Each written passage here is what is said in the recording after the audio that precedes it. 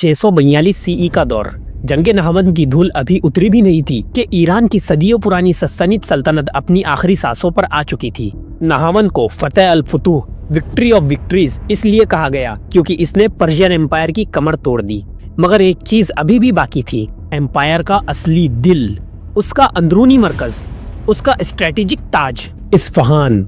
नहवंद के गिरते ही मुस्लिम कमांडर्स ने समझ लिया था कि इसके बाद सबसे पहले और सबसे अहम मुहिम होगी इस्फहान की फतेह, क्योंकि जब तक इस्फहान जिंदा है पर्शिया जिंदा है, और जब इस्फहान गिर जाए तो बाकी पर्शियन एम्पायर अपने आप झुक जाएगी। इस्फहान की जंग 642 से 643 CE के आसपास हुई। हजरत उमर बिन खत्ताब रज़ियल्लाहु ताला अन्हु के हुक्म पर मुस्लिम फौज ईरान के सबसे गहरे इलाकों में पेशकदमी कर रही थी। इस मुहिम के सरदार थे हजरत अब्दुल्ला बिन इत्बान रज़ियल्लाहु ताला अन्हु, जो एक बहुत ताकतवर और स्ट्रेटजी एक्सपर्ट कमांडर थे। जंग का मकसद साफ था, यज़दगढ़ III, पर्शिया का आखिरी बादशाह, अभी तक जिंदा था और अपनी बची खुची हुकूमत को इस्फहान और उससे जुड़ी रियासतों के जरिए संभालने की कोशिश कर रहा था। अगर मुसलमानों ने इस्फहान को फतेह कर लिया तो पर्शिया का बचा खुचा ढांचा भी गिर जाएगा।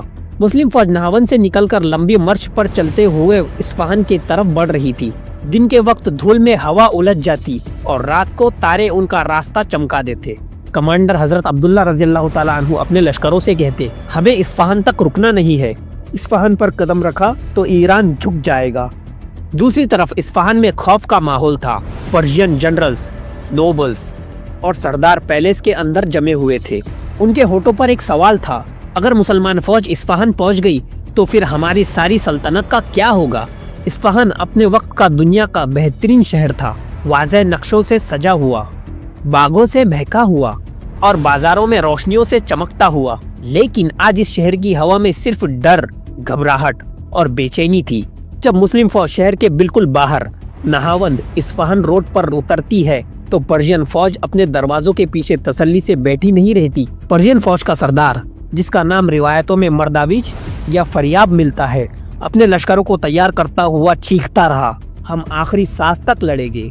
अब्दुल्ला रज़ियल्लाहु ताला अन्हु अपनी फौज को एक सीधा हुक्म देते हैं, इस्तकीन, तसब्बुर, तवक्कुल यानी अकीदत, सब्र और अल्लाह पर यकीन। पहला टकराव इस्फहान के बिल्कुल बाहर एक पथरीले मैदान में होता है। पर्शियन कैवेलरी बिजली की रफ्तार से हमला करती है, लेकिन मुस्लिम स्पीयरमैन जमीन में जैसे गड़ जाते हैं। जहां पर्शियन तलवारें चमकती है वहां मुस्लिम शील्ड्स लोहे की दीवार बन जाती है। ये पहला टकराव छोटा था, लेकिन इस्फहान की तकदीर का दरवाजा खोलने का पहला कदम था। इस्फहान के दरवाजे बंद हो चुके थे, इसलिए मुस्लिम फौज ने शहर का मुहासरा शुरू कर दिया। रात को पर्शियन तीरों की बरसात आसमान को जलाती। दिन में मुस्लिम फौज दीवारों के पास आकर उनकी मजबूती चेक करते। दिन ब दिन पर्शियन फौज कमजोर होती जा रही थी और मुस्लिम लश्करों का हौसला बढ़ रहा था। शहर के अंदर लोग अपने बचे कुचे खजाने और सामान को छुपा कर बैठ गए थे, ये सोचते हुए कि क्या उनका शहर जिंदा भी बचेगा। लेकिन मुसलमानों का पैगाम बिल्कुल साफ था, जुल्म का दौर खत्म और हक का दौर शुरू करना है। जंग इस्फहान की असल जंग अभी शुरू होने वाली थी। पर्शियन एम्पायर का दिल अपनी आखिरी धड़कन पर था और मुस्लिम फौज तैयार थी उस आखिरी धड़कन को रोककर ईरान की सदियों पुरानी सल्तनत की फसल को तोड़ देने के लिए। इस्फहान का मुहासरा दिन ब दिन सख्त होता जा रहा था। मुस्लिम फौज शहर के बाहर एक लोहे की दीवार की तरह जमी हुई थी और अंदर पर्शियन फौज भूख, घबराहट और नाउम्मीदी का शिकार बनने लगी थी। दीवारों के ऊपर पर्शियन निगहबान रात रात भर मशाले जलाए बैठे रहते, लेकिन उनकी मशालों की रोशनी सिर्फ उन्हें एक सच दिखाती थी कि मुसलमान उन्हें हर तरफ से घेर चुके हैं। शहर का खौफ उससे कहीं ज्यादा था, जो किसी तलवार या तीर से नहीं आता है। ये खौफ था वक्त के हाथ से फिसलती हुई सल्तनत का। रात के आखिरी पहरों में पर्शियन जनरल मर्दाविज दीवारों पर चढ़कर शहर के बाहर का मंजर देख रहा था। मुस्लिम फौज आग के छोटे छोटे दायरों में बैठकर दुआ कर रही होती, तलवारें जमीन पर रखकर सजदों में झुकी हुई पीठे। ये मंजर पर्शियन जनरल को हिला देता। उसके होठों पर ये लफ्ज बार बार आते, ये लोग मरते नहीं, ये लोग रुकते नहीं। और फिर उसे एक बात समझ आती है कि ये लश्कर तलवारों से नहीं, किसी और कुव्वत के जरिए लड़ रहा है। मुस्लिम मुहासरे के तीसरे हफ्ते में शहर के अंदर अनाज खत्म होने लगा। लोग गुजरी हुई ताकतवर सनसनी सल्तनत को याद करते और सोचते कि क्या यही अंजाम लिखा था। महलों के अंदर बादशाह के वफादार सरदार बेचैन होकर एक दूसरे पर इल्जाम डालते। यज़दगढ़ ने हुमैन अकेला छोड़ दिया, फौज कमजोर है, مدد نہیں آئے گی۔ اس کے بعد شہر کی ہوا میں بغاوت کی بو شامل ہونے لگی۔ اس دوران مسلم کمانڈر عبداللہ ابن ادبان رضی اللہ تعالیٰ عنہ نے سائیکولوجیکل وار شروع کی۔ مسلمانوں نے راتوں کو شہر کے اتنے قریب آگ جلائی کہ پرشین لوگوں کو یہ شک ہونے لگا کہ فوج ان سے کئی زیادہ ہے۔ دن میں مسلمان دیواروں کے اتنے پاس جا کر سروے کرتے کہ اندر کے سولجرز کا حوصلہ ٹوٹ جاتا۔ حضرت عبداللہ رضی اللہ تعالیٰ عنہ نے اپنی فوج سے ایک ہی بات کہی، شہر کو زور سے نہیں تھکان سے ہراؤ، جب ان کا دل ٹوٹ جائے گا دیواریں خود گر جائے گی۔ اور پھر وہ رات آ گئی جہاں فیصلے کا وقت قریب تھا۔ گہری رات میں دور سے پرشین دیواروں پر چڑھتے ہوئے مسلمانوں کی تکبیریں گونجنے لگی۔ یہ اصلی حملہ نہیں تھا، بس ایک چھوٹا سا جھٹکا تھا، لیکن پرشین فوج کو لگا کہ پورا لشکر اب اٹیک کرنے والا ہے۔ شہر کے اندر افراتفری مچ گئی، نگہبان ایک دوسرے کو پکارتے، گیٹس بند کرو، آرچرز تیار کرو، مگر یہ سب گھبراہٹ اور بے انتہائی تھکان میں ڈوبے ہوئے تھے۔ صبح کا اجالا پھیلنے سے پہلے عبداللہ رضی اللہ تعالیٰ عنہ نے اپنا اصلی آرڈر دیا، آج اصفہان کو فتح ہونا ہے۔ فجر سے ذرا پہلے مسلم فوج 3 سمتوں میں بٹتی ہے، اسپیئر مین آگے، آرچرز پیچھے اور کیولری بالکل دائیں اور بائیں۔ جیسے ہی اندھیرا ہلکا ہوتا ہے تو مسلم اسپیئر مین دیواروں کی طرف بڑھتے ہیں۔ پرشین آرچر تیر برسانے لگے، لیکن مسلمانوں نے ڈھال اسلام کو ایک دیوار کی طرح آگے کیا ہوا تھا۔ ہر تیر ڈھال پر ٹکراتا اور زمین پر گر جاتا۔ تھوڑی دیر میں مسلم انجینئرز لکڑی کی بڑی بڑی ڈھالیں اور سیج اسکرین لگا کر آگے بڑھتے ہیں، جس سے دیواروں کے نیچے پہنچ کر زمین کھودی جائے۔ رات سے پرشین فوج نے ایسا ماحول کبھی نہیں دیکھا تھا۔ وہ گھبرا کر شہر کے اندر لوٹنے لگے۔ کچھ پرشین سردار چیختے، فائنل اٹیک آ گیا، دیوار ٹوٹ جائے گی۔ اصفہان کا مشہور خرم دروازہ، اس کے پاس پہلی بڑی تکرار ہوتی ہے۔ پرشین کیولری دروازہ کھول کر باہر نکلتی ہے، مگر مسلم کیولری ان پر بجلی کی طرح ٹوٹ پڑی۔ زمین دھول اور لوہے کی ٹکراؤ سے بھر جاتی ہے۔ تکبیر کی گونج، پرشین فوجوں کے ہونٹوں پر کپکپاہٹ اور آنکھوں میں گھبراہٹ اور زیادہ بڑھ جاتی ہے۔ اور پھر وہ وقت آتا ہے جس نے اصفہان کا تقدیری فیصلہ کر دیا۔ مسلم اسپیئرمین شہر کے پچھلے حصوں میں اس کمزور دیوار تک پہنچ جاتے ہیں جہاں پرشین سولجرز کم تھے۔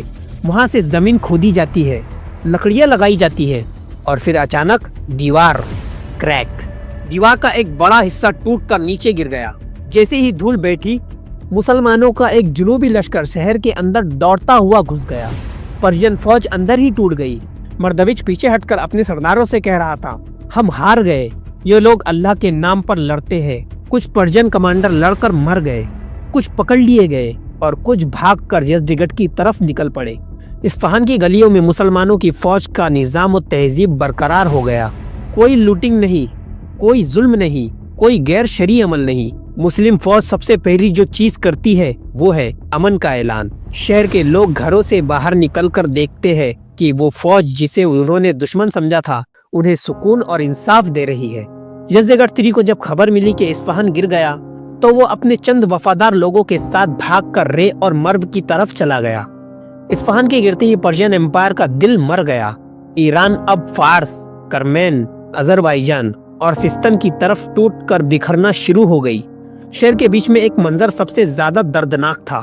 وہ محل جہاں کبھی سینسانی شہنشاہ اپنی طاقت کا نشان دکھایا کرتے تھے، آج خاموشی سے بھرا ہوا تھا، اور اس خاموشی میں ایک چیز گونج رہی تھی، فتح ہوا اصفہان اور گر گیا ایران۔ جنگ اصفہان کا یہ انجام صرف ایک شہر کی فتح نہیں تھی، یہ ایک دور کا خاتمہ تھا۔ صدیوں سے پرشین اپنے آپ کو دنیا کی سب سے بڑی طاقت سمجھا کرتے تھے، لیکن جنگ نہاون اور پھر اصفہان کی فتح نے اس امپائر کی اصلی حقیقت سب کے سامنے رکھ دی۔ اگر حکومت ظلم پر کھڑی ہو، اگر شہنشاہ لوگوں سے دور ہو جائے، اگر فوج اپنے عقیدے سے خالی ہو جائے، تو پھر سب سے بڑی سپر پاور بھی ریت کی طرح انگلیوں سے پھسل جاتی ہے۔ اصفہان کے گرنے کے بعد ایران کے بہت سے بچے کھچے علاقے فتح کرنا آسان ہو گیا۔ پرشیا کا دل رک چکا تھا اور جسم صرف وقت کا انتظار کر رہا تھا۔ یزدگٹ III ایک شہر سے دوسرے شہر بھاگتا رہا، مگر اب اس کے پاس کوئی فوج نہیں، کوئی قوت نہیں، کوئی عمارت نہیں تھی۔ اصفہان کی فتح نے سنسنی امپائر کے زوال کو لکھ دیا۔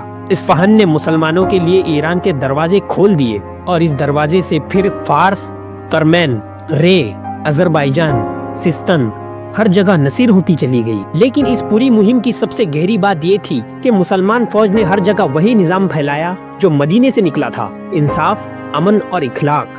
اصفہان کے لوگ یہ بات سے حیران تھے کہ جس فوج نے ان کے شہر کو فتح کیا تھا वही फौज उनके बाजार ठीक कर रही थी, बेगुनाह लोगों की मुहाफिज बन रही थी और हर दरवाजे की निगहबानी शुरू कर रही थी। लोगों ने देखा कि मुसलमानों का मकसद मुल्क पर राज करना नहीं बल्कि इंसाफ का निजाम कायम करना था। जंग इस्फहान ने दुनिया को एक पैगाम दिया, कुव्वत सिर्फ तलवारों में नहीं होती, नियत और अकीदे में होती है। पर्शियन फौज जिस्म से बड़ी थी लेकिन रूह से मर चुकी थी और मुस्लिम फौज जिस्म से कम थी मगर रूह से आसमानी ताकत रखती थी। इसीलिए जब दोनों टकराए तो फैसला पहले ही लिख दिया गया था। आज के दौर के लिए जंग इस्फहान एक गहरा सबक है। पहला सबक, जिस कौम के अंदर से ईमान की रोशनी चली जाए उस पर सबसे पहले खुद उसी की फौज टूट जाती है। आज भी जीत सिर्फ उन्हीं की होती है जिसका ज़मीर जिंदा होता है। दूसरा सबक, निज़ाम अदल कभी हारता नहीं। मुसलमानों ने जब शहर फतेह किया तो लूट मार नहीं की, जुल्म नहीं किया। इसी कैरेक्टर ने उन्हें दिलों की फतेह दी और यही असली जीत होती है। तीसरा सबक, लीडरशिप जवाल का फैसला करती है।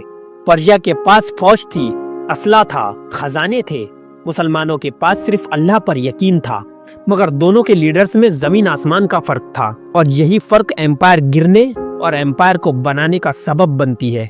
इस्फहान की गलियों में जब धूल जम गई, जब तलवारें खामोश हो गई, जब मक्ताल से टकराव की आखिरी गूंज मिट्टी में उतर गई तो एक नया मंजर सामने आया। मुस्लिम फौज शहर के अंदर हर कदम पर अमन का परचम लेकर चल रही थी। मस्जिद की बुनियाद रखी जा रही थी। लोग अपनी चौखटों से निकलकर उन वॉरियर्स को देख रहे थे जो कल उनके दुश्मन थे और आज उनके मुहाफिज बन गए। इस्फहान का सूरज उभर रहा था, लेकिन ये वो सूरज नहीं था जो सनसनीद एम्पायर पर चमकता था। ये वो नया सूरज था जो मदीने से निकलता था, जिसमें रोशनी थी, इंसाफ था और एक नए दौर के शुरू होने की खुशबू थी। और यूं जंग इस्फहान के साथ पर्शिया की कहानी की वो किताब बंद होती है जो सदियों तक दुनिया की ताकत की मिसाल थी और मुसलमानों के उरूज और नुशूर का एक नया सफ़ा लिखा जा रहा था। सब्सक्राइब करें।